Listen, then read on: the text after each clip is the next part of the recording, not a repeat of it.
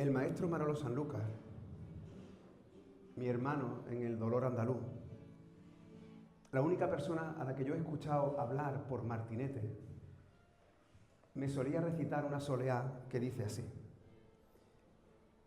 Le dijo a la palabra el sentido: échate a buscar palabras que digan lo que yo digo. Y es verdad que en el sentido, que en el quejío, caben más palabras que en la biblioteca de Alejandría. Y es verdad que el flamenco se percibe sin la palabra. Basta una palma con pa, basta una escobilla, un rasgueo por siguirilla. Sin embargo, ni el flamenco ni la vida podría existir sin la palabra.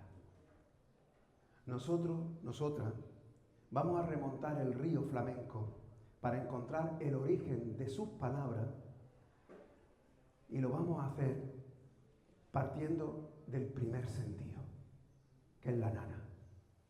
La nana es la primera melodía que se escucha.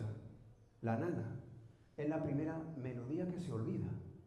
Y sin embargo, la nana es la melodía que siempre se recuerda. Recordar es una palabra que tiene un origen bellísimo. Proviene del latín re cardio, re corazón. Recordar es volver a sentir con el corazón aquello que tú sentiste en otro tiempo.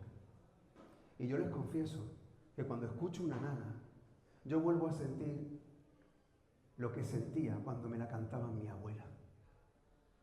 Luis Rosales decía que se sentía orgulloso como andaluz porque lo durmieron cantando. Y a mí me pasó igual. Y lo hicieron mis abuelas. Y ninguna de las dos, por más cuidado que pusieron al acariciarme mientras me cantaban, ninguna de las dos pudieron evitar hacerme daño. Porque las dos tenían tatuada la vida en las manos.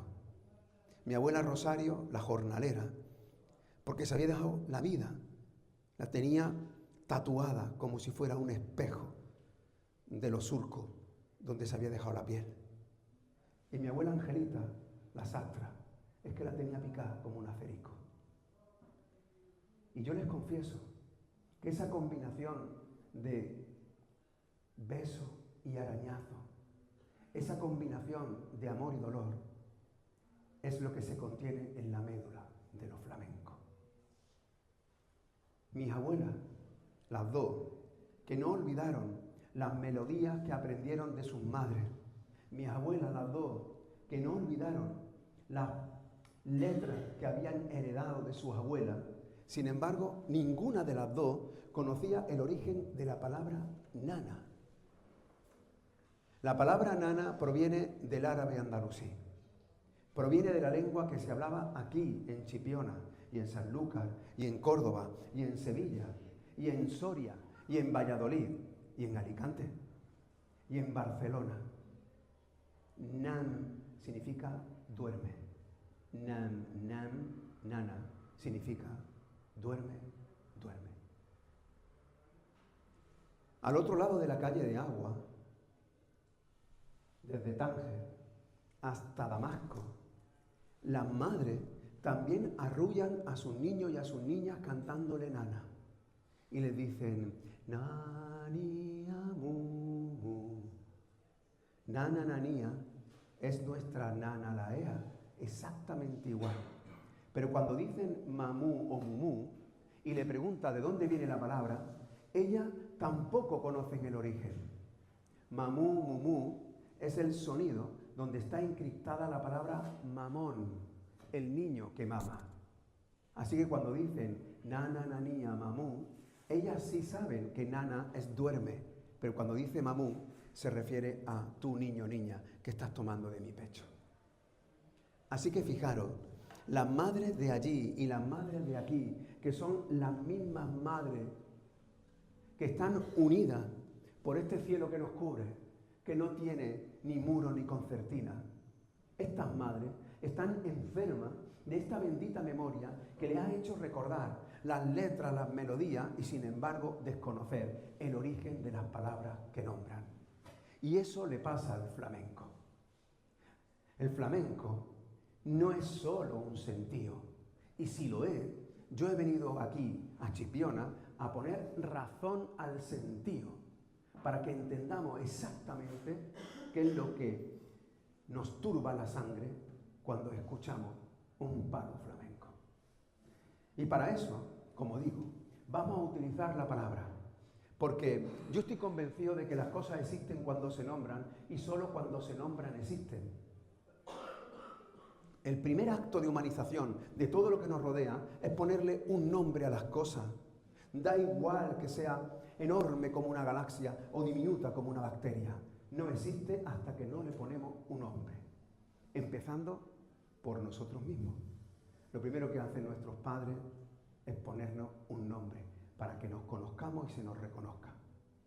Así que agradeciendo de corazón la presentación que me ha hecho mi amigo Manuel, yo voy a volver a presentarme en la lengua de las nanas. Lo hago siempre como un acto revolucionario, rebelde y de justicia con nuestra memoria. A diferencia de la tradición latina y católica, en la que el nombre que se nos asigna permanece invariable desde que abrimos los ojos por primera vez hasta que los cerramos de forma definitiva, en la tradición andalusí el nombre estaba tan vivo como tú y cambiaba contigo. Y se componía de una cadena que comenzaba con el futuro, luego con el pasado y terminaba con el presente. La primera parte del nombre es el futuro, es el nombre del primer hijo que tienes o que tendrás. Yo me llamo Abú Liberto, el padre de Liberto. La segunda parte del nombre es el que te asignan tus padres. Yo me llamo Antonio Manuel. Antonio por mi abuelo el carbonero y Manuel por mi abuelo el latonero. Y como pueden comprobar, prescindo voluntaria y premeditadamente de los apellidos, porque los apellidos en gran medida forman parte de la gran mentira de la historiografía española, esta que nos hace creer que todas y todos los que estéis aquí sentados sois descendientes de hidalgos, vasconavarros, cántabros y astures. La otra parte del nombre es tu pasado, 3 cadenas de memoria. Yo soy Ibn Juan, Ibn Manuel, Ibn Juan. El hijo de Juan, que era hijo de Manuel, que era hijo de Juan. Pero fíjense qué cosa más hermosa. En Al-Ándalus se prefería el nombre de la madre al nombre del padre. Así que yo en verdad soy el hijo de Rafaela, que es hija de Rosario, que es hija de Encarnación. Luego viene el lugar donde naciste, y en efecto yo soy de Almodóvar del Río. Yo soy il almodovarí. Luego viene la profesión. Yo soy profesor. Profesor en la lengua de las nanas se dice usted. Al usted es el maestro. En el norte de África a muchas personas se le reconoce con ese trato de honor y se le dice maestro, pero que así también llamamos nosotros a un albañil o a un camarero maestro. Y en el pozo de lo andaluz, de esta memoria que queda por descubrir, ¿en cuántos lugares de Andalucía no se prefiere llamar en lugar del vosotros ustedes? Y decimos ustedes como una forma de respeto porque estamos llamando al otro maestro. Luego viene la característica física por la que te conocen. A mí, pues no sé. Igual cuando encuentren mis huesos dentro de 200 años, descubrirán que en mi mano derecha le falta un dedo. Yo soy el amputado, al-maktub. Yo perdí este dedo hace un poco más de 10 años. Oye, y no es que recomiendo que perdáis un dedo, no hace falta. Pero es verdad que cuando yo lo perdí, al caer al suelo, nada más tocar tierra, yo sentí que era la misma persona. Y es verdad que pierdes un dedo y eres la misma persona, que pierdes un brazo y eres la misma persona, que te pueden amputar un pie, una pierna y eres la misma persona, que te pueden hacer un trasplante de corazón y eres la misma persona. Porque lo único que puedes perder para dejar de ser quien eres es la memoria. Y sé bien lo que digo. Mi padre está enfermo de Alzheimer. Y como tantos enfermos de Alzheimer, llega un momento en que cuando se miran al espejo, no se reconocen, a pesar de que todo el mundo los reconozca. Cuando eso ocurre, verdaderamente has dejado de existir. Y yo quiero que hoy salgan convencidas y convencidos por esa puerta de que este pueblo no ha perdido la memoria. Lo que ha perdido es la clave para entenderla. Y le voy a poner un ejemplo a propósito del nombre. ¿Ustedes pensáis que si me encuentro por la calle en Al-Ándalus con alguien y me dice, hombre, ¿qué pasa? ¿Cómo estás, Abuliberto, Antonio Manuel, Immanuel, y la Almodóvar? Así no, imposible, ¿verdad que no? No. ¿Sabéis lo que se hacía entonces y ahora? Conocernos y reconocernos por una parte de la cadena. O porque eres hijo de tu madre, o porque eres padre de tu hijo, o por el lugar donde naciste, o por tu profesión, o por tus características físicas. Y ahora díganme, porque estoy convencido que en Chipiona pasa exactamente igual que en mi pueblo.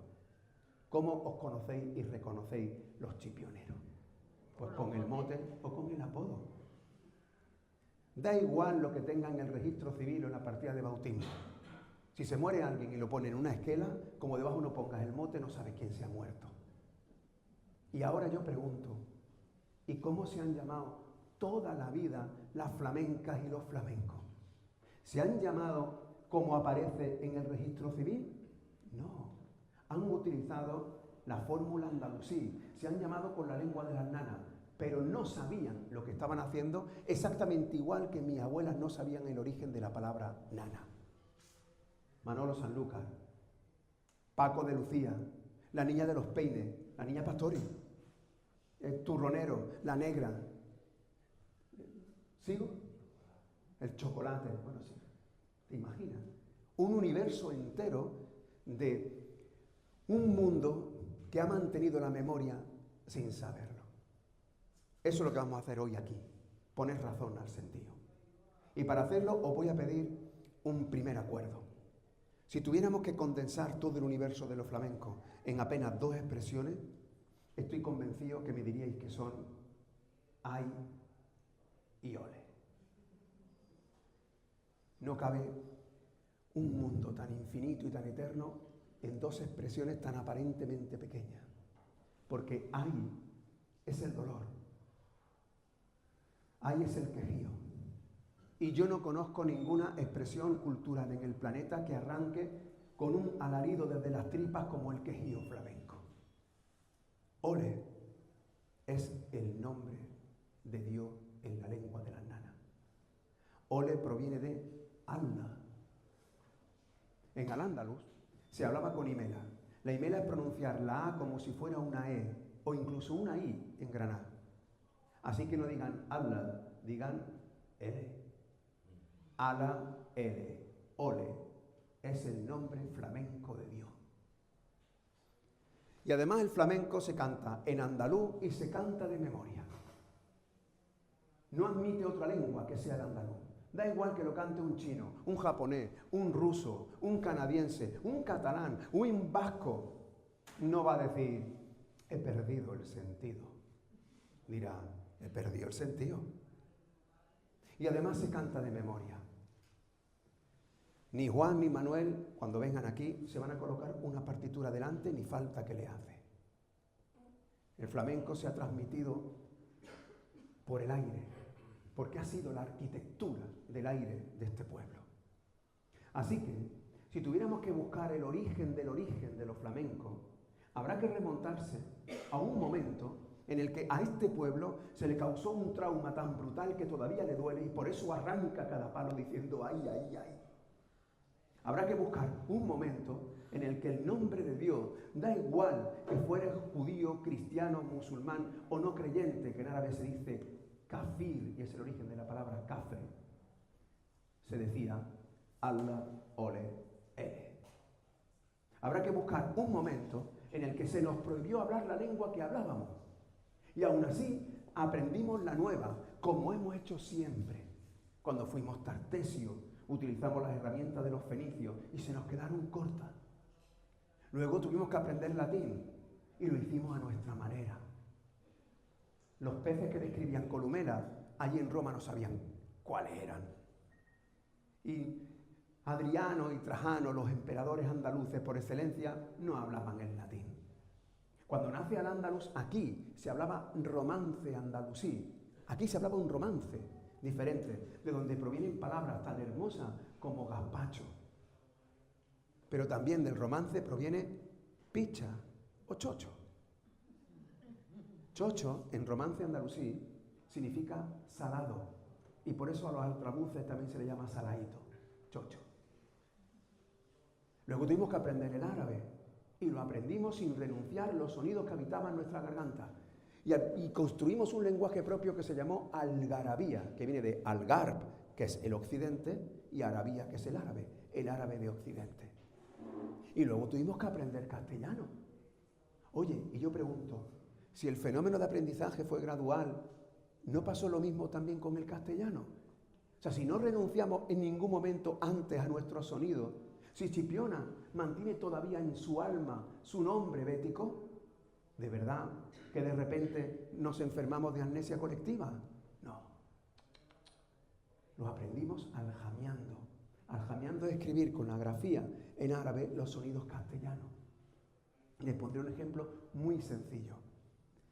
En árabe hay casi 5 sonidos, en realidad 5 o 6 sonidos que equivaldrían a la S, C, Z castellana. Si yo tengo que escribir la palabra casa, si yo cojo la sin, diría casa. Si cojo la shin, diría koshe, pisha. Si cojo la za, diría caza. Si cojo la zo, diría caza. Si cojo la kha, diría caja. Cuando lo transcribí, ya estaba asentando el andaluz como lengua, que es única en su diversidad y diversa en la unidad. Que nosotros no es que hablemos mal el castellano, ya está bien. Los andaluces que somos bilingües de nacimiento, hablamos perfectamente castellano y andaluz. Y el flamenco se canta en andaluz y se canta de memoria, porque nos prohibieron escribir en esa lengua y tuvimos que transmitir los saberes y los sentires de generación en generación, especialmente por nuestras abuelas y nuestras madres. Y yo les pregunto, ¿ese momento está en el almanaque? ¿Hay una cruz que diga, a partir de mañana todos somos diferentes? Eso es mentira. Cuando de pequeños nos enseñaban en la historia que de repente había un cambio de época, creedme que al día siguiente tú nos olvidabas lo que había pasado antes. La historia es un tránsito. Y es cierto que no hay un momento fundacional de los flamencos, pero el primer trauma que ya anida es la caída definitiva de Al-Ándalus, la pérdida definitiva de Al-Ándalus, la pérdida de Granada. Y es verdad que media Granada se va, es decir, que media Andalucía se va. Todavía en el norte de África se cantan canciones que aluden a esa pérdida, pero es que aquí se sigue diciendo, ¿dónde están las llaves, matarilerile? ¿Dónde están las llaves, matarilerilerón? Matarile. En árabe, mauta significa muerte y rilla significa viaje. Mauta, rilla, matarile significa muerto en el viaje. Ahora vamos a cantar la canción otra vez. ¿Dónde están las llaves? Muerto en el viaje. En el fondo del mar, muerto en el viaje. Esta canción aparentemente inocente, infantil, es la que cantaron los niños que se quedaron aquí y vieron partir a sus padres con las llaves de su casa y con la esperanza de poder regresar algún día y que sin embargo acabaron muriendo en la fosa común del Mediterráneo, del Atlántico, exactamente igual que están muriendo ahora, pero en sentido contrario. Y si no les duele esa muerte, ya no es solo que hayan perdido la humanidad y el corazón, es que además han perdido la memoria. Quiero que sepan que en el Golfo de Veracruz, los jarochos, el pueblo jarocho mexicano, canta fandango.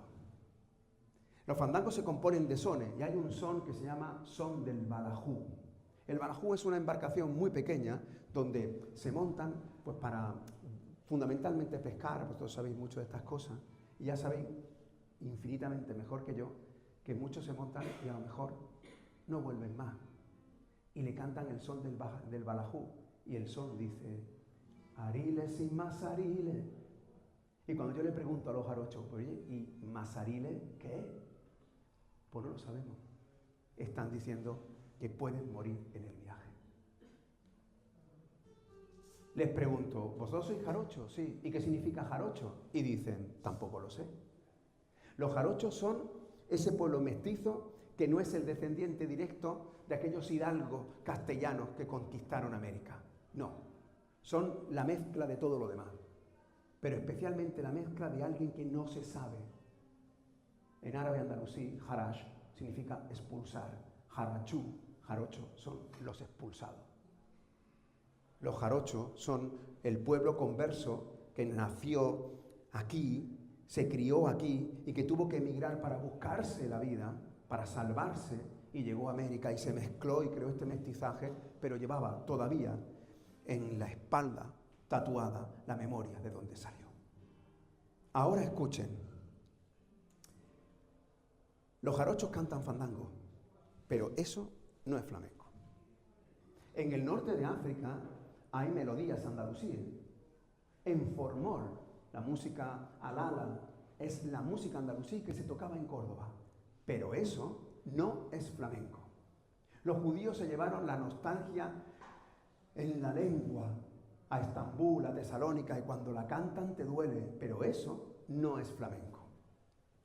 Hay negros en el Congo, hay negros en Ruanda, hay negros en Benín, y todos esos negros con sus melodías propias, eso no es flamenco. Y lo que cantan los gitanos en Rumanía y en Hungría y en Bulgaria, eso tampoco es flamenco. Y aunque lo diga vuestra heráldica y nos intentan convencer en nuestros libros de texto que todos los que estamos aquí somos hijos de repobladores de Cantabria y de Asturias, os pongo la mano en el fuego de que tampoco en Cantabria y en Asturias se parió el flamenco. Porque el flamenco se parió aquí, donde la gente se quedó. Aquí, donde se quedaron exactamente todos esos marginados. Decía Federico, nuestro Federico García Lorca: ser de Granada me hace sentir una comprensión simpática hacia los perseguidos. Y dice, el gitano, el judío, el negro, el morisco que todos llevamos dentro. Federico lo sabía. Federico escribió la arquitectura del cante jondo. Escribió el edificio del flamenco desde la tierra hacia arriba. Y yo en su homenaje he escrito la arqueología de los hondos. El viaje desde la tierra hacia abajo. Porque un árbol es árbol desde la rama que roza el cielo hasta la punta de la raíz que busca el centro de la tierra. Los marginados se quedaron, pero tuvieron que sobrevivir. ¿Por qué? Porque se creó una maquinaria descomunal, infernal, para destruirlo.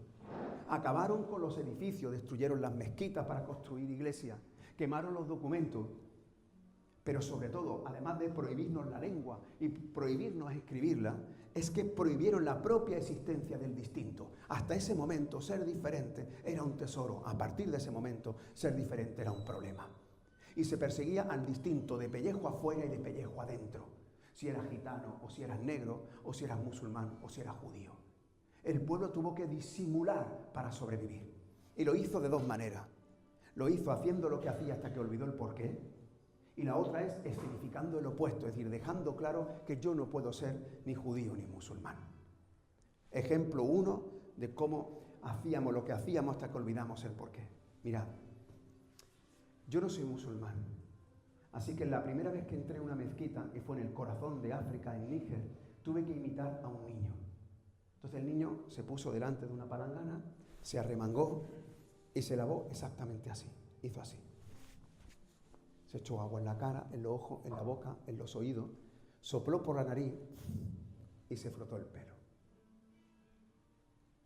Así se sigue lavando mi padre enfermo de Alzheimer antes de ir a comer. Exactamente así. En muchísimos lugares de Andalucía, los hombres, especialmente los hombres, pero también las mujeres, se han lavado así antes de ir a comer, como musulmanes antes de ir a rezar. A esa forma de lavarse se le llama, en muchos lugares de Andalucía, agafar. No lo busquen en la Academia Española de la Lengua. Agafar es uno de los 99 nombres de Dios para los musulmanes. Al-Gafar, el perdonador. Se están lavando así porque están pidiendo perdón por lo que hacen. La segunda forma, hacer el opuesto. Mirad, hasta hace 2 días, vosotras, especialmente vosotras y vuestras madres, hacíais sábado. Cogíais las puertas, las ventanas y las abríais. Y os poníais a limpiar como locas, como si no hubiera un mañana, para que todo el mundo viera que estabais limpiando la casa un sábado. La mayoría de vosotras, como mi madre o como mi abuela, eran o jornaleras o eran amas de casa. Es decir, podían haberlo hecho un lunes, un martes, un miércoles, pero ¿por qué lo hacían un sábado? Precisamente un sábado. Porque en sábado los judíos no pueden hacer nada, ni siquiera encender el fuego. Entonces, si ellas limpiaban la casa en un sábado, estaban diciendo a todo el mundo, a mí no me podéis acusar de ser judía. Yo no soy una marrana es una judía conversa. Todavía se dice, se quedó a 2 velas. Quedarse a 2 velas es porque en Sabbat, el sábado, se ponen 2 velas en la ventana. Entonces bastaba decir que tu vecino tenía 2 velas en la ventana para que lo apresaran, lo quemaran y te quedaras con todos los bienes. O por ejemplo, se dice, no jodas la marrana. Hombre, no jodas la marrana no es tener relación con una cerda, es tener relaciones con una judía. O cuando se dice, por ejemplo, hoy no estoy muy católico. O háblame en cristiano. O cuando está la gente hablando bajito, dicen, ¿qué estará rezando? Esa desconfianza hacia el que puede que pertenezca a otra confesión. Que te den morcilla. Oye, a mí me gusta la morcilla, ¿eh? Pero claro, si eres judío y eres musulmán, no puedes comer cerdo. Entonces, que te den morcilla. O soy un hombre que se viste por los pies. Entre los presentes, ¿hay algún hombre que no se vista por los pies? Ah, bueno, sí, los que se visten por la cabeza, que son los que se ponen chilaba. Los que llevan castellano, porque si no llevaría babucha. Sigo. Huella de estas hay a patadas. Y en el flamenco las hay así. ¿Por qué? Porque fue el pueblo el que parió el flamenco.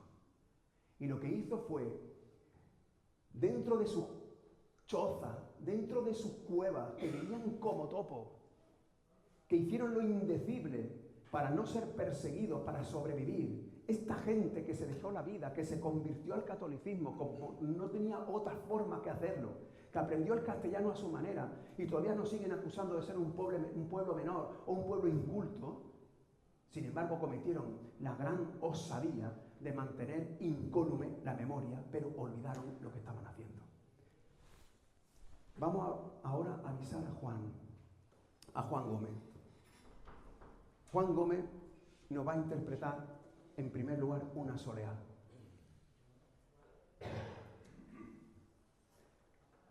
Una soleá. Mirad, aquí está Juan. Un aplauso fuerte para él.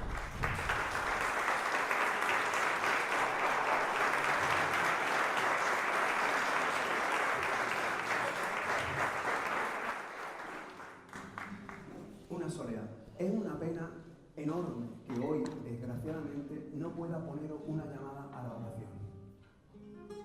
Cuando lo hago en directo y coloco una pista de audio, lo que suelo hacer y pedir al guitarrista es que incruste la soleá sobre la llamada a la oración. Y es una auténtica sorpresa. Quiero que sepan que quienes se quedaron en las chozas, en las cuevas, siguieron rezando como rezaban, pero olvidaron las letras y poco a poco las fueron modificando. La arquitectura de una soleá encaja exactamente igual con una llamada a la oración. Una soleá de Alcalá es idéntica a las primeras frases de una llamada a la oración. Su modalidad es la misma. Y ahora viene la sorpresa. ¿Sabéis cómo se dice oración en la lengua de las nanas? Se dice salá. ¿Sabéis cuál es el plural? Es decir, oraciones es salawá. Y el diminutillo es suleya. Cantar por suleya, cantar por salawá, es cantar por soleá, es cantar por soleá, por soleá.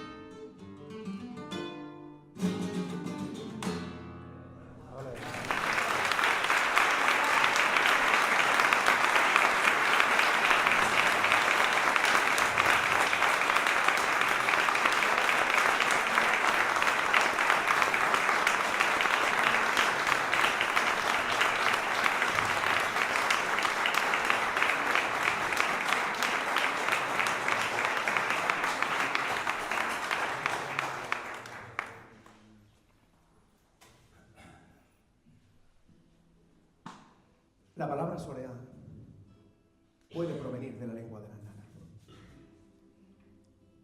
La pregunta es bien sencilla. Si el río que atraviesa Andalucía, nuestra columna vertebral, ese que desemboca justo al lado y que baña también vuestras costas, lleva el nombre de Guadalquivir, Guad al-Kabir, el río grande, y proviene de la lengua de las nanas. Si el monumento natural más imponente de Andalucía es el Muley Hasem, el Mulhacén, y proviene también del árabe andalusí.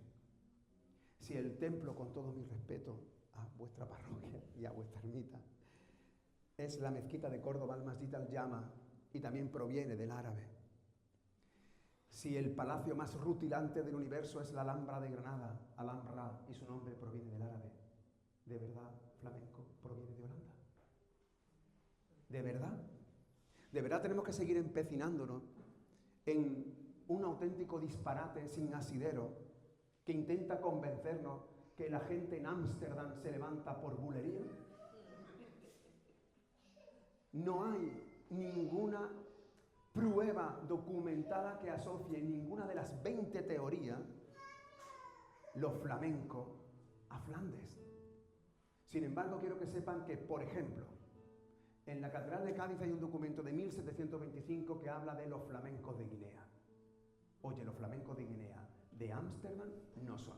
Los flamencos de Guinea, que yo sepa, de Brujas, no son. No son de Amberes, son de Guinea. Luego son negros. Flamenco negro. Y dice ese villancico que no canten, que dejen que canten a los moriscos, que van a cantar a la Virgen María, porque la Virgen María también es María para los moriscos, igual que Jesús. Y que canten por Navidad, y que canten La ilaha illa anta, olé, olé, Holanda, que es no hay nadie como tú. Y que canten a compás, y que hay bulla. Todo eso se dice en ese documento. Oye, que digo yo, que a lo mejor proviene de la lengua de las nanas. Porque la lengua de las nanas, flamenco está asociado a la marginación, que es ese elemento común del pueblo que lo ha parido. Felah, la primera parte del nombre, Felah, es verdad que también significa bendición, pero la asociación más normal sería la de natural de la tierra, campesino, Felah. Mientras que Menkub es el grado de expropiación más grave que hay en árabe. Cuando a uno le quitan lo que tiene, lo material, la ropa, el dinero, la casa, el coche, se convierte en un mindún, y es el origen de la palabra mindundi. Pero cuando a uno le quitan lo que tiene y lo que es, y le prohíbe vestir como vestía, sentir como sentía, rezar como rezaba, amar como amaba, entonces deja de ser quien era y se convierte en un desahuciado, en un mancillado, en un nadie. Y eso, en árabe andalusí, se dice menkub. Flamenkub, flamenco, inicialmente no era el cante, no, era la persona. Esa persona marginada que siguió manteniendo la memoria de las nanas o que siguió manteniendo la soleá, su forma de cantar, pero olvidó por qué. Les pondré un ejemplo también muy evidente. Mirad, la palabra azafata. La palabra azafata proviene del árabe andalusí. Proviene de zafat, que es bandeja. Azafata es el que lleva o la que lleva la bandeja. Pues quiero que piensen lo siguiente. Tan absurdo es decir, que como la palabra proviene del árabe, que había vuelos comerciales en el siglo IX, aunque Ibn Firnas fue el primero en volar saltando desde la Ruzafa de Córdoba, eso es tan absurdo como decir que como los vuelos comerciales empiezan en el siglo XX, la palabra surge en el siglo XX. La palabra ya preexistía y lo que se hace es resignificarla. Eso fue exactamente lo que pasó con flamenco y que lo que ha pasado con otras expresiones flamencas.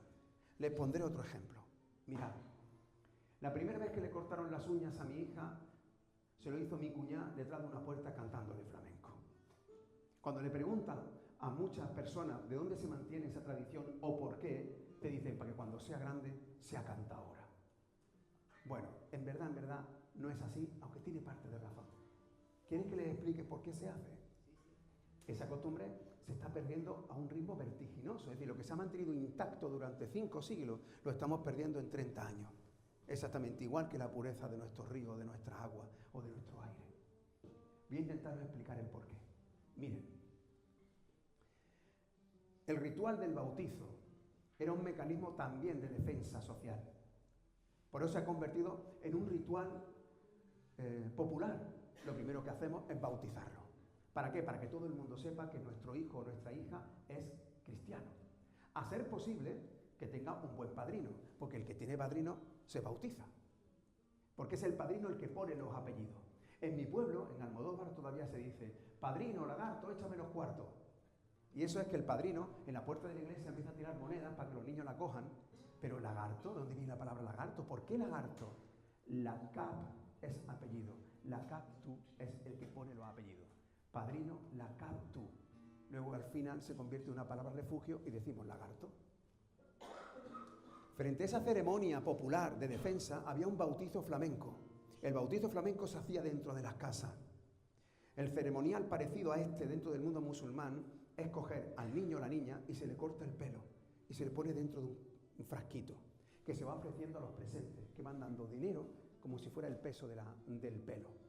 Y luego una mujer lo coge en brazos y en un oído le canta la sajada. La sajada es la proclamación de que es musulmán, la ilaha illallah, que eso con la E sería le ilaha illallah, y ahí lo dejo. Pero es que en el otro oído se dice la ícama. La ícama es la segunda llamada a la oración. En la segunda llamada a la oración se hace en la intimidad de los presentes. Y no yo, sino flamencólogos como Lafranc decían que son 2 gotas de agua con el martinete. Así que en un oído la sajada y en el otro un martinete. Y ahora, ¿qué pasa? Que si yo cojo y le corto el pelo a un niño o una niña, pueden pensar que es musulmán. Entonces, ¿qué le puedo cortar para que nadie sospeche? La uña. ¿Y qué se hacía con la uña? Por ejemplo, en el Levante se ponían en el poyo de la puerta, en el remate, en el escalón de la entrada. En muchos lugares, me lo contó el Pepe el Botifarra. ¿Y por qué? Para que los vecinos supieran: ah, lo ha hecho, lo ha hecho.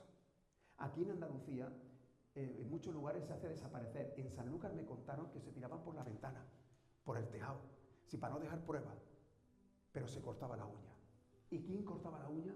Las mujeres, que han sido las que han custodiado, rebelde, la memoria sensorial de este pueblo. Y lo han hecho detrás de la puerta porque sabían que lo que estaban haciendo era prohibido y aún así lo hacían. Claro, pero ya no podían rezar porque olvidaron lo que era el rezar. Entonces lo que hacían era cantar flamenco, porque ya digo que se parecía al martinete. Mirad, en la icama se dice el nombre de Dios 2 veces. Es la segunda oración. ¿Sabéis cómo se dice 2 veces en árabe andalusí? ¿Estáis preparados? Se dice Martín. Pensad que en árabe hay que tener en cuenta solamente las consonantes. M-R-T-N, 2 veces. ¿Cómo se cantan los martinetes? Redoblados. ¿Cómo son las fatigas? Dobles. Pero si hay un palo que condensa todo este universo místico, sin lugar a duda, en la seguirilla. Así que Juan ahora va a tocar por seguirilla.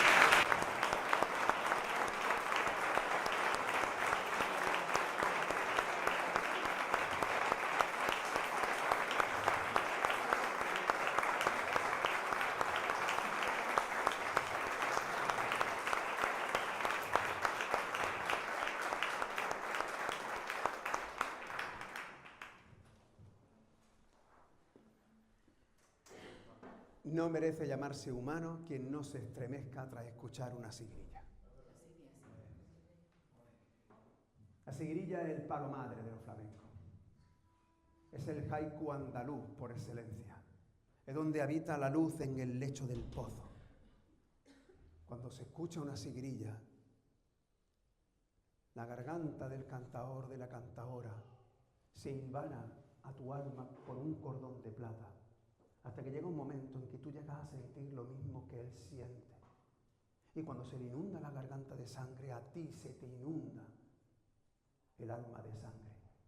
Y cuando él se estremece, tú te retuerces como si fuera una fregona. Eso es una sigrilla. Ahí habita el duende, eso indescifrable que nadie es capaz de conceptuar. Pero a lo que invocan, tarab en árabe es duende. Y en cuánta seguirilla no se arranca con la tarabilla del tará tará tiri tiri, que en realidad es invocando a este genio, a este yin que nos acaba contaminando por dentro. Y ahora yo os pregunto, lo que yo acabo de explicar, ¿en qué se parece a una seguidilla manchega o castellana? ¿Se parece en la métrica? No. ¿Se parece en la melodía? No. ¿Se parece en la tonalidad? No. ¿Se parece en el ritmo? No. Entonces, ¿por qué va a provenir de esa palabra? Si no se parece ni en el blanco del ojo. Mirad, en la mística sufí, en la mística andalusí, de la que después bebieron ni más ni menos que San Juan de la Cruz o Santa Teresa, la forma de trascender, la manera de que tú habites en el todo y todo habite en ti, era doble. Por una parte podías llegar por lo que se llama sufismo de la sobriedad, que es la introspección, el silencio, el retiro. Pero hay otro sufismo, que es el sufismo de la ebriedad. Y tú trasciendes y tu alma se te divorcia del cuerpo porque empiezas a repetir, a cantar, porque te rompes la camisa, porque te agarras la chaqueta, porque levantas un dedo, porque das vueltas como un derviche giróvago. Y eso se llama, repito, sufismo de la ebriedad. Aquí, en Al-Ándalus, se dio la mágica de que se fundieron los dos. Lo consiguió Abu Madián, pero se expandió por toda la tierra. Y por eso, cuando veis a un cantador o una cantadora por seguirilla, está sobrio por fuera, pero está borracho por dentro.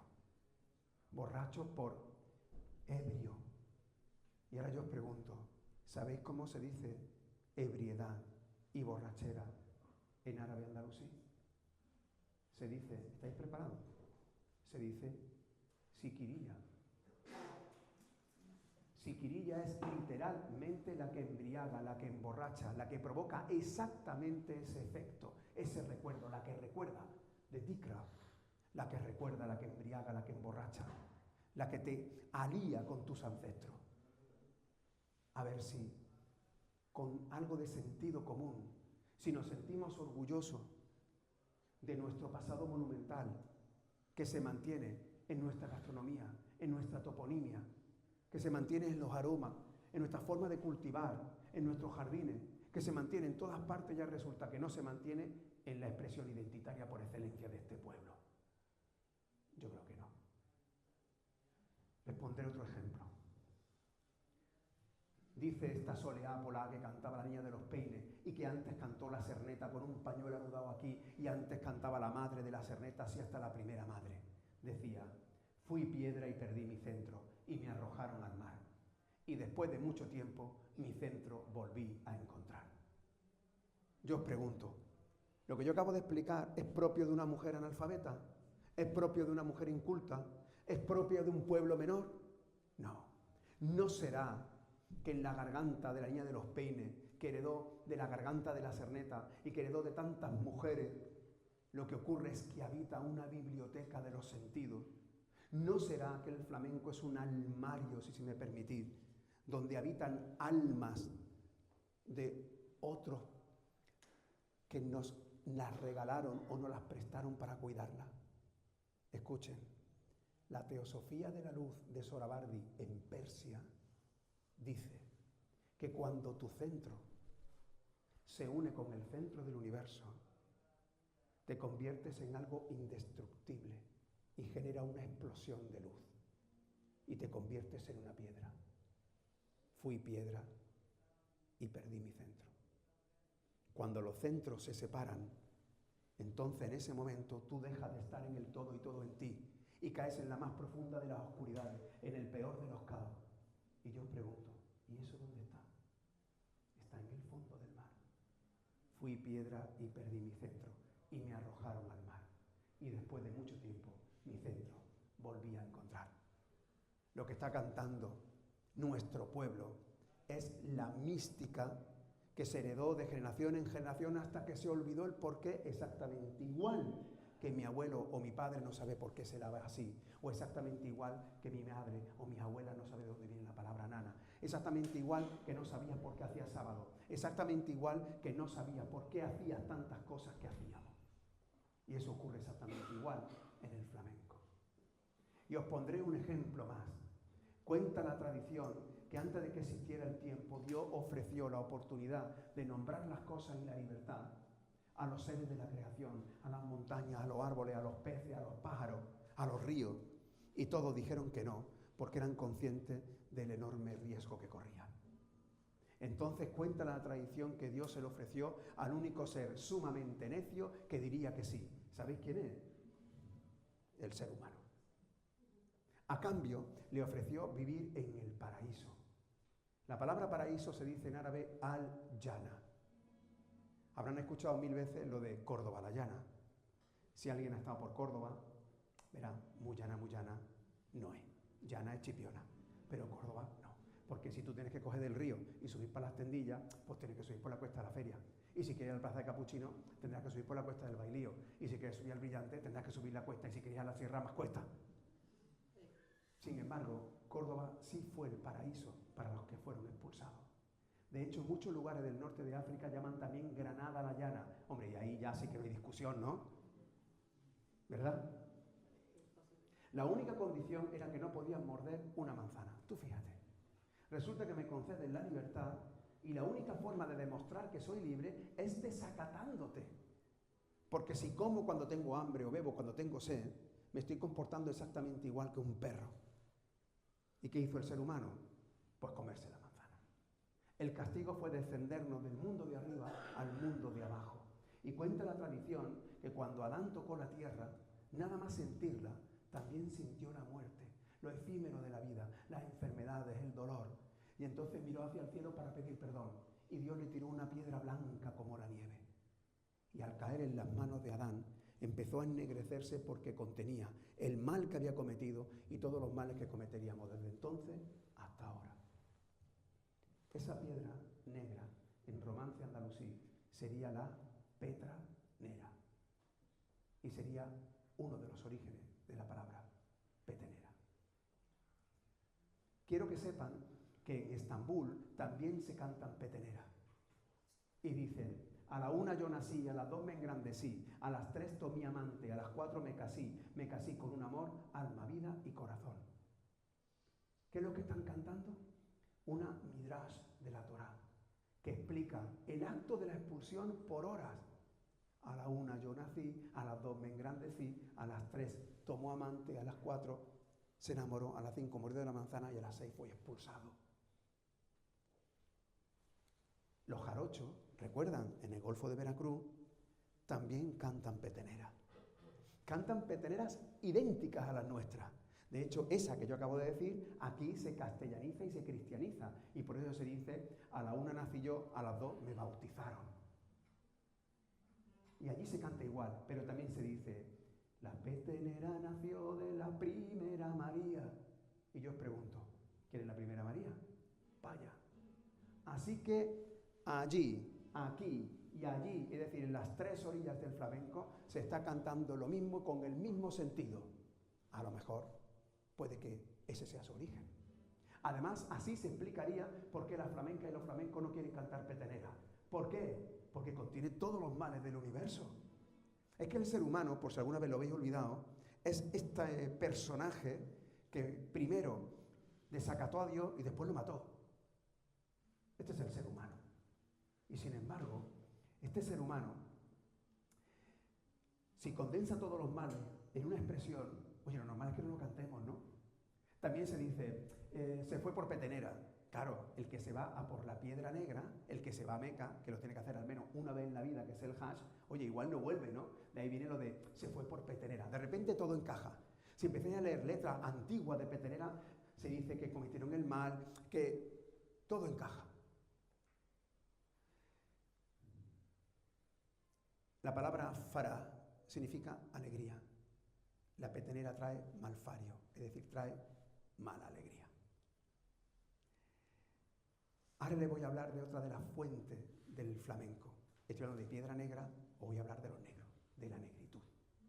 Porque la negritud es esencial para conocernos como pueblo, pero indudablemente clave para conocer las tripas de los flamencos. Ya os he dicho que hasta documentos como el que se encontró Jesús Cosano en la Catedral de Cádiz habla de los flamencos de Guinea. La negritud es fundamental porque existió antes, durante y después de Al-Ándalus. Sin embargo, la negritud se hace esencial a partir de los siglos XV y XVI, cuando se produce la trata de esclavos, especialmente en esta zona. Recordad que el 20% de la población de Sevilla o de Cádiz era negra, más del 10% en Granada y otros pueblos de Andalucía, también aquí, en Chipiona. Esta esclavitud era de dos tipos. Lo había que venían directamente para luego ser embarcados al Caribe afroandaluz. No olvidéis que el Guadalquivir nace en Cazorla, pero desemboca en La Habana, Y esta negritud, de estos negros bozales que iban de tránsito, aquí apenas dejaron nada. Pero es que aquí hubo unos negros andaluces. ¿Y sabéis cómo se llaman los negros andaluces? ¿Sabéis cómo se llaman los negros andaluces? Se llamaban negros curros. La palabra curro viene de nuevo del árabe andalusí, al-cuyur. Al-cuyur significa literalmente negro de color negro, piel negra, tribu negra o piedra negra. La palabra alquitrán tiene esa misma raíz, la de al-cuyur. En árabe es muy común que se diga el sustantivo y se repita cuando se castellaniza. Por ejemplo, ¿sabéis cómo se dice desierto? Se dice Sáhara. El desierto del Sáhara es el desierto del desierto. ¿Sabéis cómo se dice cueva? Cueva. ¿Cómo se dice cuesta? Cuesta se dice en árabe cava. La cuesta de la cava es la cuesta de la cuesta. Currar como un negro es, de nuevo, negro curro. El Cerro de la Gama, por ejemplo. Es que la negritud, mirad, por ejemplo, un sitio muy revelador, me ha puesto un ejemplo muy bueno, es por ejemplo también Granada, donde está el Albaicín, el Sacromonte y el Barranco de los Negros. Fíjate, está el Albaicín morisco, el Sacromonte gitano y después los negros, que son lo peor de todo porque no eran ni siquiera personas, eran cosas. Eran cosas. Sin embargo, las cosas podían conseguir la libertad y entonces se convertían en horros. Los negros curros, horros, eran negros libres, que habían alcanzado su libertad. La palabra horro, hurra, significa libertad. Cuando vosotros decís id, hurra, estáis diciendo libertad. Hay un grito muy flamenco que es salud y aire. Eso significa salam wa uria, es paz y libertad. Ahorrar es hacer acopio de dinero para comprar tu libertad. De ahí viene la palabra ahorrar. Pues estos negros curros, claro, también tenían sus propios ritmos. Y lo trajeron y se diluyeron con la morería y la gitanería, como después explicaré. Porque hasta ahora yo he explicado muchas palabras que pueden tener origen sefardí, castellano y fundamentalmente árabo-andalusí hasta que se pierde. Es decir, negro, morisco, converso. Pero claro, las palabras negras, oye, milonga, zorongo, tango, fandango. Oye, eso se parece mucho, ¿eh? Eso tiene que tener algún origen. ¿Pero qué origen? Porque claro, son muchísimas las lenguas vernáculas negras. ¿Cuál? Eso es muy complicado. Pero quiero proponeros una tesis. Mirad, en la curva del Níger, en Tombuctú, se reunían los negros para ser embarcados tanto para América como para tirar por el Sahara, hacia arriba. Allí se convirtieron en una especie de comunidad que tenía que entenderse a la fuerza. Y entonces ahí se formaron palabras porque la música es la primera melodía en la que te entiende. Bueno, en el Songhai, que es la lengua que hablan allí en Tombuctú, fíjense, tan significa alejarse de la orilla, montarse en un barco con dolor. Tango, he aquí el que se monta, porque esa desinencia significa en Songhai como he aquí, pero con una carga lírica, ¿no? He aquí el que se marcha para no volver. Tango. Zorongo. Zurú significa huir. Zurugo, zorongo, es he aquí el que huye. Fanda. Fanda significa vagar. Fandago, he aquí el que vaga. Fandango también podría provenir del kikongo, que significa fiesta. Milonga, mile, significa cuento. Qué casualidad. Así que fijaros la cantidad de huellas negras que hay. Pero hay una huella importantísima, clave, fundamental en lo flamenco. Os he hablado, si esto fuera un manantial de agua de aguas, ya he hablado de la agua morisco-conversa, de la agua sefardí, por supuesto, del acervo castellano, de la negritud. Ahora les voy a hablar de la gitanidad. Sin la gitanidad, sin el pueblo gitano, evidentemente no existiría el flamenco. Sin embargo, sí que es sorprendente que os pongáis un momento a reflexionar cómo apenas hay etimología flamenca que provenga de los gitanos. ¿Y eso por qué? Y esto es fundamental para que se entienda. Verán, voy a detenerme un poco aquí. Verán, el pueblo gitano pertenece a esta misma marginalidad que da pie a los flamencos.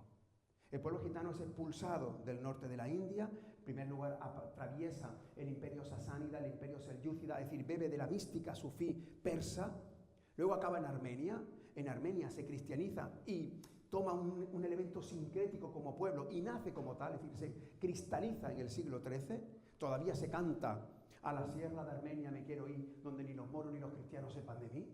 Es decir, están acordando de aquel momento fundacional del pueblo gitano, y cuando el pueblo gitano llega aquí a la península, viene justamente en el primer momento fundacional del flamenco, es decir, cuando el elemento diferencial deja de ser un tesoro para convertirse en un problema, justo en ese momento, y a partir de ese momento ya empieza a ser perseguido. Ya en el siglo XV empieza a ser perseguido. La diferencia entre el pueblo gitano y el morisco y el judío es que al judío y al morisco se le quema, se le mata, pero al gitano no. Al gitano se le manda a galeras, se le manda a las minas, se le condena a que no sea ni siquiera migrante, que es su esencia, nómada. Se le condena, por ejemplo, a cortarle las orejas. Mi madre me decía, a que te corto la oreja. Y lo que me está diciendo mi madre es, a que te señalo como un gitano. Fijaros. Sin embargo, si hay un momento fundacional de los flamencos, si hay un momento clave en la historia de la península y en la historia de lo que yo estoy hablando, es la prisión general de los gitanos que tiene lugar en los días señaladitos de Santiago y Santa Ana de 1749. ¿Recuerda usted cuando lo estudió en el colegio? ¿Lo recuerda? ¿Lo recuerda, Fernanda? ¿Te acuerdas cuando en el colegio te enseñaron la expulsión de los gitanos, la persecución de los gitanos? ¿Te acuerdas cuando te lo enseñaron? ¿Lo recuerda usted cuando le... Claro, le dedicaron 2 o 3 lecciones. ¿Te acuerdas cuando te lo enseñaron? ¿Se acuerda usted? ¿Alguien se acuerda cuando le enseñaron la expulsión de los moriscos? ¿Te acuerdas cuando te lo enseñaron? ¿Te acuerdas cuando te enseñaron a ti la expulsión de los judíos y le dedicaron 2 o 3 temas? ¿Recordáis cuando os enseñaron al andaluz proporcionalmente exactamente igual que al resto de los periodos? Claro, resulta que los romanos son 4 siglos, 2 siglos los visigodos, 1 siglo los bizantinos, porque el sur peninsular fue bizantino. Luego 2 siglos y medio después los visigodos. Luego después 8 siglos al andaluz. Y luego 5 siglos posteriormente de todo, ¿no? De un gazpacho de monarquía, monarquía absoluta, república, guerras civiles, dictadura. Claro, el libro más, la parte del libro más gorda es la dedicada al andaluz, ¿verdad que sí? ¿A que sí? ¿A que tu libro es la que más tenía? Claro, si yo pregunto quién fue Isabel II, todo el mundo lo sabe, ¿verdad? Os lo pregunto. ¿Cómo vamos a saber quiénes somos y reconocernos si nos han amputado la parte esencial de nuestra memoria? Si nosotros somos herederos del pueblo marginado que se quedó, de una cultura de resistencia, y resulta que en el colegio no nos han enseñado ni una línea de eso. Si nuestro hijo y nuestra hija todavía hoy en el siglo XXI se presentan en selectividad y estudian a Aristóteles y a Platón, como debe ser, faltaría más, ¿eh? Y luego estudian a San Agustín y a Santo Tomás, como debe ser, faltaría más. Pero es que no estudian una línea de Averroes y de Maimónides, que son los que trajeron el saber grecolatino al centro de Europa. ¿Sabéis de dónde era San Agustín de Hipona? ¿Sabe usted dónde era San Agustín de Hipona? ¿De dónde era San Agustín de Hipona? ¿Os lo digo yo? Era de Hipona. Coja usted el teléfono, que tiene que ser muy importante. ¿Ya? No, que no pasa nada, que no hay ningún problema. Ah, bueno, disculpa. Bueno, mirad, ¿sabéis dónde está Hipona? Hipona está en Túnez. ¿En Túnez? Y San Agustín era negro. O sea, San Agustín se estudia, aunque era un negro de Túnez, porque era cristiano. Sin embargo, Averroes y Maimónides, que eran de Córdoba, su padre de Córdoba, su abuelo de Córdoba, no se estudian. ¿Y sabes por qué? Porque uno era musulmán y el otro era judío. Así es muy difícil. Y por supuesto no habéis estudiado una línea de la persecución de los gitanos. En 1749 Fernando VI ordena que todos los gitanos sean apresados en España. Lo hace porque los convencen los intelectuales, que dicen que no podemos ser europeos si todavía quedan gitanos, y la Iglesia Católica, que dice que no podemos ser buenos creyentes si quedan todavía resuellos de aquello que fue Al-Ándalus, porque desconfían de la gitanería. ¿Por qué? Porque la gitanería tuvo la grandeza de mantener su pureza en el mestizaje, porque en la gitanería se diluyeron los moriscos y los negros, por supuesto manteniendo su cultura y haciendo una cultura propia hasta el punto de que desde dentro y hacia afuera todos fueron reconocidos como gitanos. ¿Y sabéis lo que hicieron?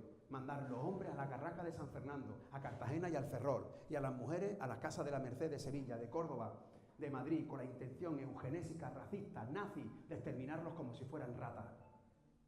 Eso pasó en el siglo XVIII, es decir, pasó antes de ayer, ¿eh? Y no tenemos ni la más remota idea. Claro, una persecución de esa magnitud, pensadlo por un momento. Claro, si la pena era negra, ahí se redobla la pena. Si antes se abría la boca, ahora se descoyuntan las mandíbulas. Hay pruebas evidentes de todos esos resquicios en las playeras, en las mineras, en los cantes de Levante. Pero hay algunas que están por ahí por descubrir y que son obvias. Por ejemplo, las farrucas.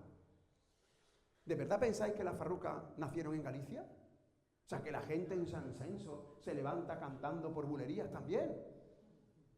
No. Mira, farruca significa literalmente en árabe andalusí el que distingue el bien del mal. El que se atreve a distinguir, la que distingue. Eso es una farruca. Antes hablé de las fatigas. Miren, en las farrucas se dice, y allá arriba el limón y abajo la oliva, fatiga la mía. La fatiga es la oración que más repite un musulmán.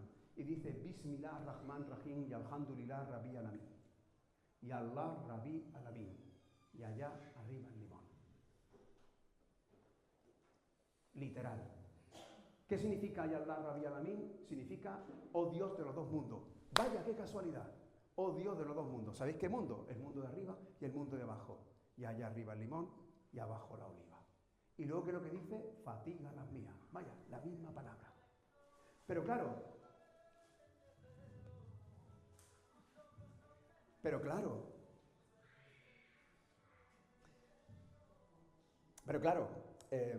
claro, se dice que te dicen los gallegos, ¿no? Claro, ¿y eso por qué? ¿Por qué se dicen los gallegos? ¿Por qué se dice talantantrero? Claro, porque los gitanos que fueron concretamente 3 fragatas desde la Carraca de San Fernando hasta Galicia, se llevaron esas melodías y allí también se hacen gallegas. Y cuando bajan, los que bajan son los gallegos. Mi tía Encarnita es una inmigrante de Cataluña, andaluza en Cataluña. En Cataluña era andaluza y cuando bajaba por vacaciones era la catalana. Pues bien, si este pueblo ha vencido a todas estas persecuciones, ha sido utilizando el arma más potente que tenemos, que es la alegría, la fará, la feria, la alegría. Este pueblo ha hecho algo grandioso, y es que soy consciente de que la vida se me acaba y yo no voy a ser, ni voy a permitir que, además de que me persigue, me quiten la dignidad y la alegría. Eso no lo voy a permitir. Y lo hemos compartido en todo. Lo hemos compartido hasta en entierro he visto yo cantar. Pero sobre todo cuando uno comparte la alegría de un bautizo o de una boda. Le voy a pedir a Patricia que le pida a Manuel que entre ahora, porque ahora vamos a explicar y vamos casi a terminar. ¿Vais bien? ¿Sí?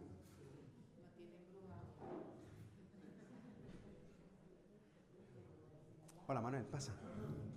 Mira, yo no sé si han visto alguna vez una boda gitana o una boda en el norte de África. Pasa Manuel, siéntate. Muchas gracias.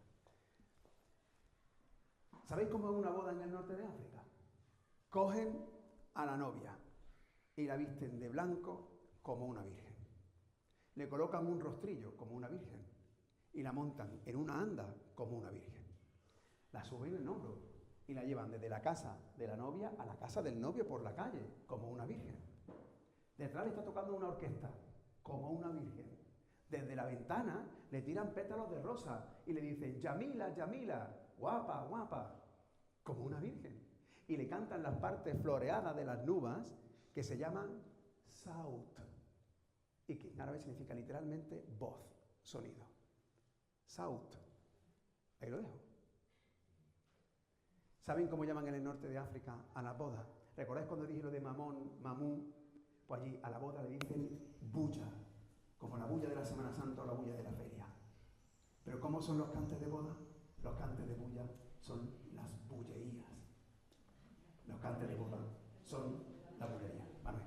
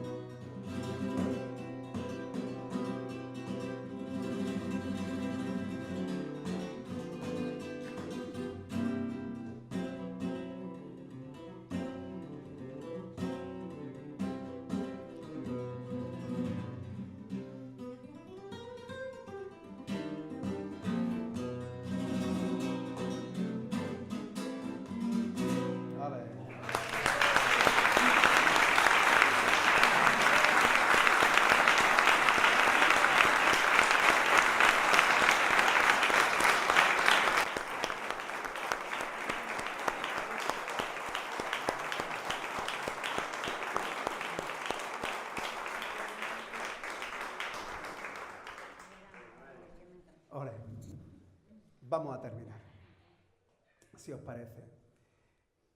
Podría poner 1000 ejemplos de este mestizaje en el flamenco, en las palabras de los flamencos.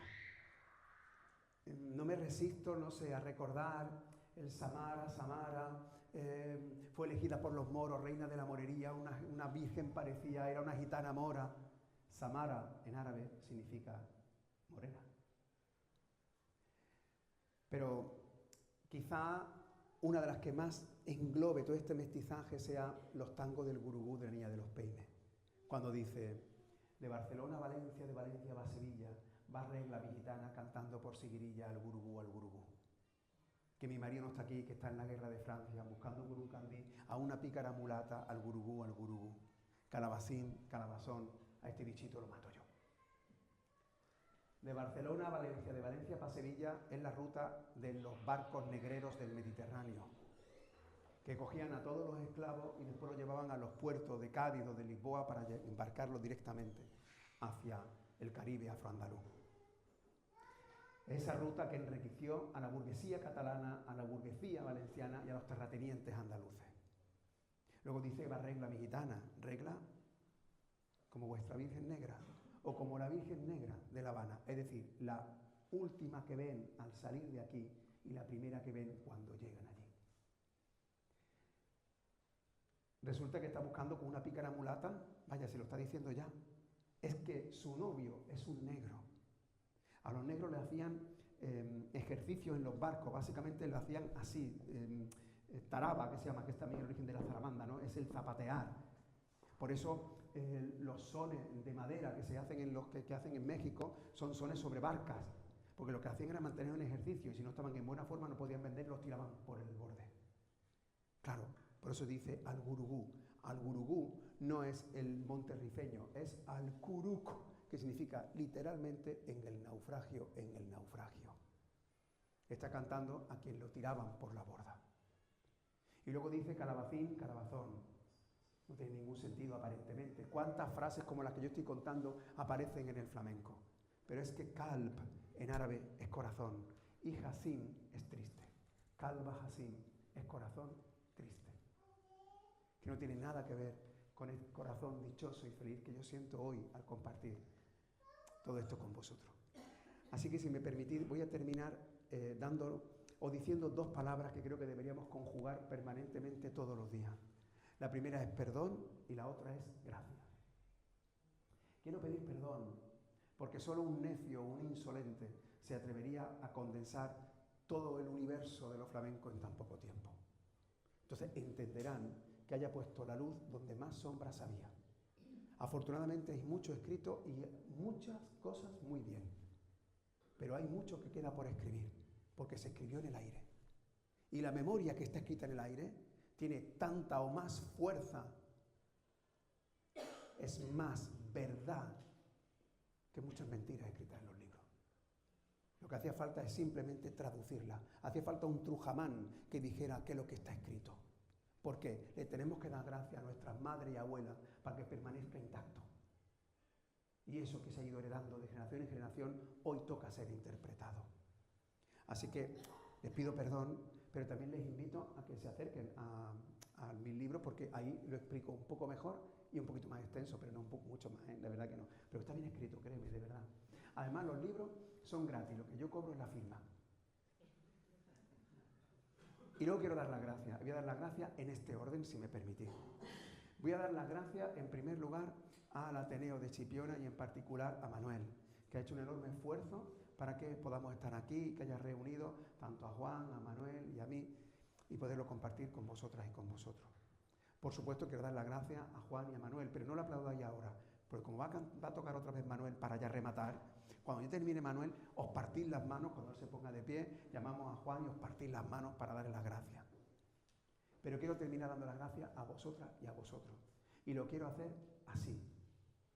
O hablé al principio de las nanas, o hablé al principio de mis abuelas. Permitidme que termine hablando de mi abuela.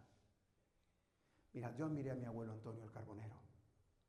Él era libertario y me enseñó a amar la libertad más allá de lo saludable. Él luchó por la libertad antes, durante y después de la guerra. Él me contó 1000 historias, pero a su lado estaba mi abuela Rosario. Sin ella, mi abuelo no hubiera hecho absolutamente nada. Pero mi abuela apenas me contó cosas, salvo una anécdota, solo una. Y con esta anécdota voy a terminar para daros las gracias. Mi abuela me contó que estando los hombres en el frente de Pozo Blanco, ellas estaban en Villanueva de Córdoba y llegaron unos aviones a bombardear Villanueva. Las mujeres cogieron a los niños y se los llevaron al refugio. Pero hubo un grupo de mujeres que después de dejar a los hijos se fueron a un patio, se sentaron en círculo en una silla de enea y empezaron a compartir chuscos de pan, chascarrillos, se pusieron a cantar mientras caían las bombas para decirle a los aviones que se iban a morir. Morirían sin perder la utopía y sin perder la alegría que tenían instalada en el alma. Esa anécdota a mí me ha cambiado para la vida, toda la vida. Porque verán, hoy están cayendo bombas, exactamente igual, aniquilando a diario a inocentes, por ejemplo, en Gaza. Pero aquí están cayendo bombas a diario. Y esas bombas hoy son mensajes de odio, mensajes de machismo, mensajes de xenofobia. Y contra esos mensajes hay que actuar. Y hay que actuar como hizo mi abuela, como estáis haciendo vosotras y vosotros hoy aquí. ¿Esto qué es? Un inmenso patio. ¿Qué estáis haciendo? Estando alrededor. ¿Qué estáis haciendo? Participando de un acto cultural que hoy es ya revolucionario. El estar aquí y no estar pegado a estas pantallas, a estas máquinas del demonio que han hecho que cada día estemos más cerca de los que tenemos lejos, pero también que cada día estemos más lejos de los que tenemos cerca. Y estáis aquí, precisamente aquí. Y aquí vamos a terminar reivindicando este mismo mensaje. Contra esos mensajes, cultura, respeto y alegría. Por alegría.